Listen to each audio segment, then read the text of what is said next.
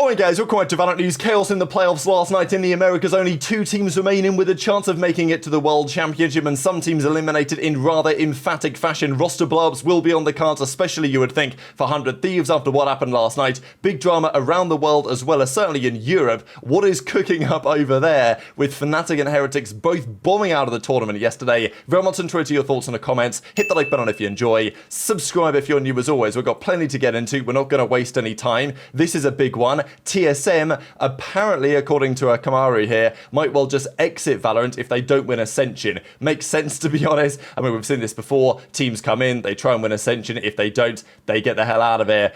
TSM not guaranteed to win. They're in the fight for sure, but got to qualify first. Then you get a chance to win. Not the favourites for sure, TSM, so potentially could be seeing another end of a big brand in the Valorant world. Another big update is from RRQ. So, for some reason, Riot decided that the Pacific playoffs were mostly going to be where they normally are, and then the final 2 matches are going to be in Japan. Now, as a result of this, the teams that are going to those finals, there are 3 teams. There is PaperX, they are in the grand finals guaranteed. There's RRQ, and there's Talon. Now, if Talon win against RRQ, they make the finals, and therefore they qualify for champions, knocking DRX out in the process. Now, are Talon favourites against RRQ? On paper, no.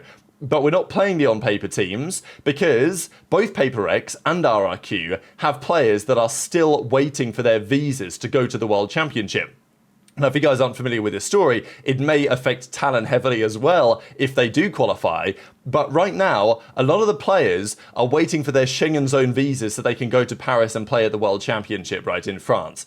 Now, while they're waiting for these visas, they can't just leave and go to Tokyo, go to Japan, right? That will affect their process. So they're basically forced to stay where they are, which means that Talon will be turning up to Japan in just a few days' time with their full team, and they will be playing what could well be an RRQ team without their full strength, which, yeah, if I'm DRX, I'm doing everything I can to help the visa process, right? If I'm DRX, I'm phoning up the visa office and I'm saying, can you just get these RRQ guys' visas sorted ASAP? I'll do whatever it takes, right? Because otherwise, RRQ's spot at the World Championship is absolutely under question and under some serious threat. Now, Edward Gaming, they won champions on this day last year.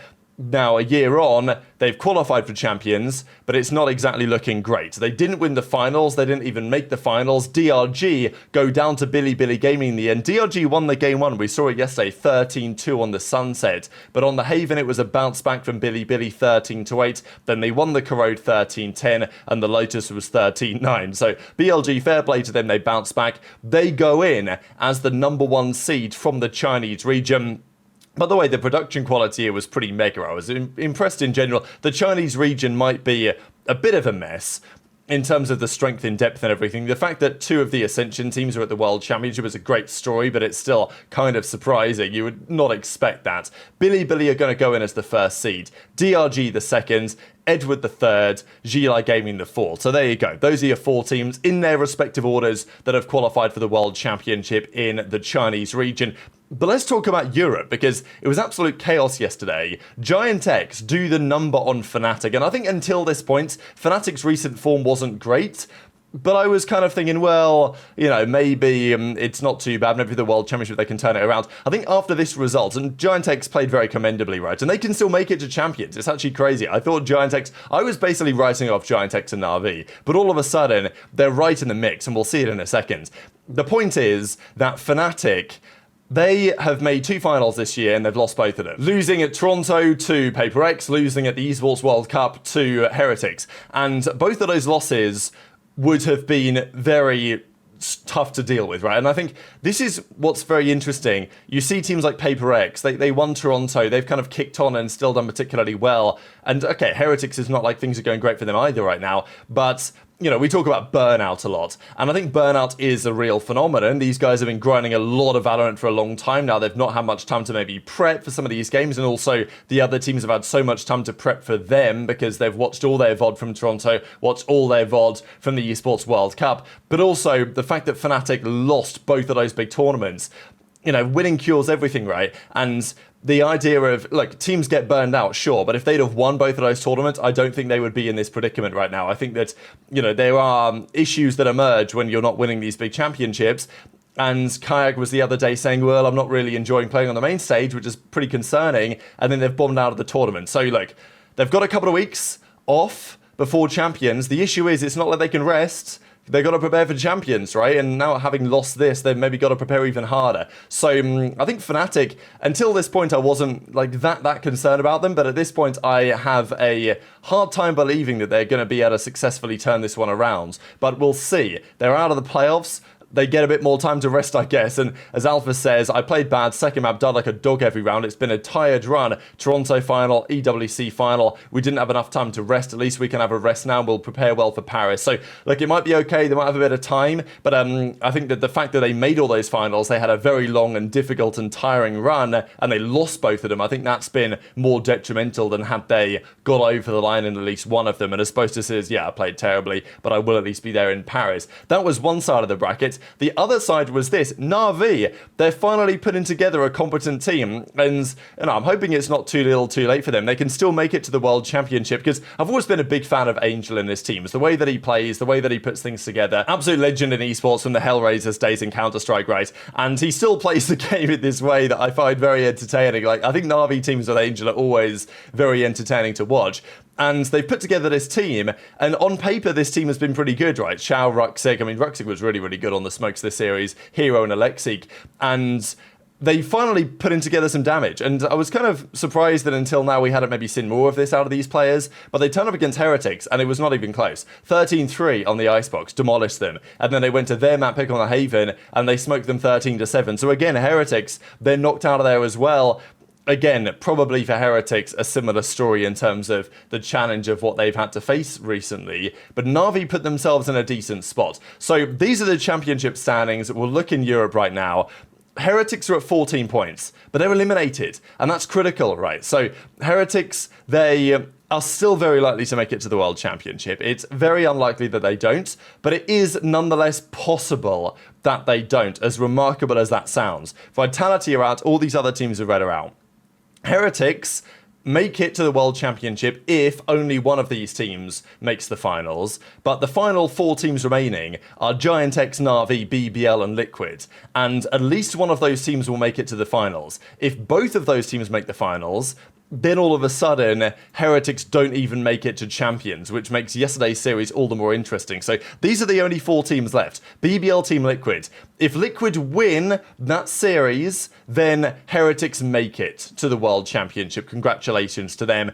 And the other 3 are fighting for 1 spot in the finals. But if BBL were to beat Liquid and make it to the finals, Giant X Na'Vi play each other in a couple of days, and then the winner of that and whoever loses this makes it to the finals, and they also qualify. So it's possible that it could be FNATIC, Liquid, BBL, Na'Vi or something. Like, it can't be obviously both of these teams, but it could be those teams at Champions. So Europe, kind of out of nowhere, has become incredibly compelling, and we're going to see the repercussions of that in the coming days. But let's talk about a couple of series yesterday in the Americas, because wow, what was cooking up here. Lev played at RG, and it's funny because Lev for some time were pretty terrible. They were struggling hard in scrims, they were having a tough time, but they look like they turned it around recently. They turn up against NRG, and they get absolutely body slammed to just incomprehensible levels. And yeah, Sato didn't have his greatest time here, which is maybe kind of surprising, but at the end of the day, this is the NRG that I think we kind of expected to see for some time. I mean, you look at this NRG team, Som, Ethan, incredible players, Scuba, Brock, really talented rookies, I would say, Marder as well, very impressive player for a fair bit of time. It kind of felt like, especially after the FNS change, this kind of potential for NRG was always there. They just not really been hitting it all that often. They did okay, the World Cup and stuff, but their result against Lev was just so huge, I think, for their confidence, right? To lose the pistol, to lose the second round, and then win 13 straight, and then to basically do the same again on the Icebox, right? And win 13-2 them on the Icebox.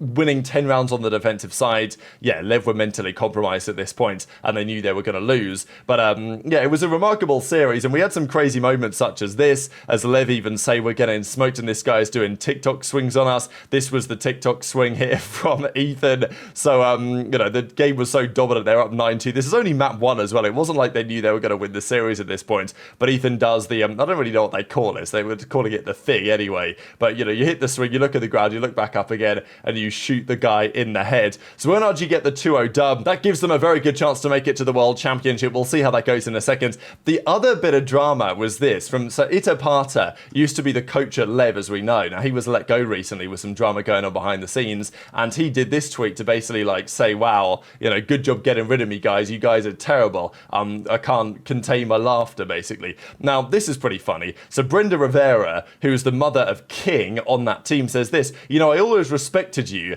but today I realized that you're a bad person. All the bad stuff and the stuff that happened on Lev, only you brought it because of all your bad decisions. Now I thank the organization for having kicked you. I only wish you well in life. So, you know, here you go. The esports parents are back at it again. There was also this other tweet that said, why would you post this? You literally held us back the whole season with the dumbest moves possible. At least we got this far. With you, we would be winless. And Brenda, who's King's mother, as you see here, also is in the reply saying like, yeah, well said. So I thought that was pretty funny, to be honest. You can't keep these guys down. But let's talk about 100T Cloud9, because this was quite the result for Cloud9. People always say, oh, Cloud9, they're going to choke in the playoffs. Maybe this is the time that they finally come good. They 2-0'd 100 Thieves. Game 1 Haven was 13-9.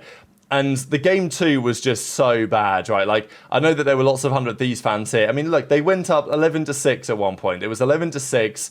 You gotta think you can't lose that one on the icebox, and especially on the attacking side, but they found a way to make it happen. Cryo was 35-20. I mean, look at this scoreboard here, right? Like 362 ACS. Cryo on the Jet. He tried his best. It wasn't to be. 100 Thieves have been pretty dysfunctional for some time. They had a brief honeymoon period, but after getting rid of Boostio, it's not worked out right. They brought in Kess. Xander was still pretty terrible. Eo and Asuna occasionally had good maps. But, and yeah, Cryo was usually the standout, I would say. Certainly this map will turn a lot of heads, right? I mean, these cast rates are just terrible, by the way. Like 58% cast is just so bad. So this is kill, assist, survived, or traded. So did you get a kill? Yes or no? Did you get an assist? Yes or no? Did you at least survive the round? And if you died, did one of your teammates kill the guy that killed you?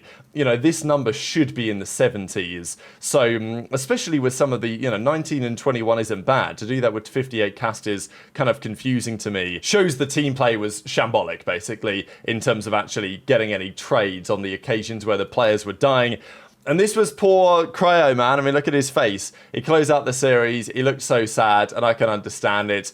But this 100T team, they just keep doing this, right? Like, they always do this. I don't know what they're going to do now. They're going to have to change quite a lot, right? Does Cryo need to get saved? Go to another team? Is it, you know, do they just need to build around Cryo and, like, completely wipe house elsewhere? Because there was a time recently where maybe 100T looked like they had some potential, but it's all disappeared very swiftly. And Cloud9 definitely deserved their win. So they advance, and as a result of that, they will be playing in the next round NRG, and that is the deciding game for the World Championship. So yeah, Asuna says 0-2, that's the end of our season. I'm sure that there will be some roster drama to come, especially around that organization. But let's have a look at the way the playoffs then sit in the Americas, right? Because Sen and G2, one of them's going to make the finals, NRG, Cloud9. So Sen, G2, MIBR, they've guaranteed their spot. The winner of NRG Cloud9 makes it to champions. It's as simple as that. This game in a couple of days' time, the winner makes it to champions, the loser doesn't, and that is all that needs to be said. So, gonna be mega. NRG are gonna be the favourites. Enter your thoughts on all this stuff, as always, in the comments below.